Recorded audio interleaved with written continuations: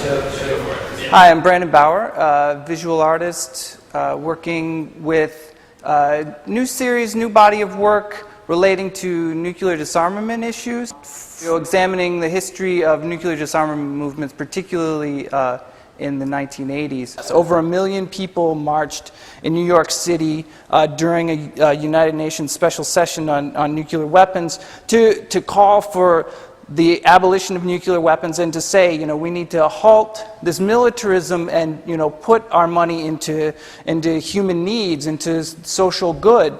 We're finalizing 2 wars. We've been in over a decade of war.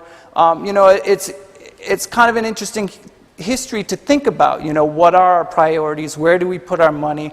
How can, should we be, continuing to build up our military, or would this kind of money be used better for other social goods? Part of the motivation for this form of the final prints within the series was stemmed from my research in the archives, and just looking at different aspects of these various activist groups that were involved in this anti-nuclear movement in the mid-'80s.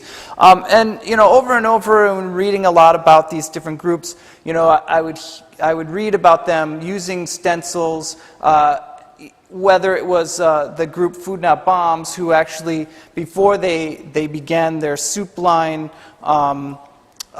actions, would just go out on the street and stencil money for food, not bombs, or other groups that kind of utilize stencils for protest signs or things like that. And then the other reason I wanted to go with the photocopy was, again, there's looking through the archives, looking at some of the different pamphlets and publications. There was the aesthetic of the photocopy, stapled together kind of zine, so that it could be done cheaply, inexpensively, distributed widely, using the kind of resources they had. An activist group that was in northern Wisconsin contacting a group from Madison saying, if you're going to have action alerts, please make sure you send this stuff out and give it a week, because the mail takes a week to get up here, which, in our day of instant communication and email, it seems ridiculous to think, oh, I'm not going to get an action alert or something like that if you're, part of a group like that, or,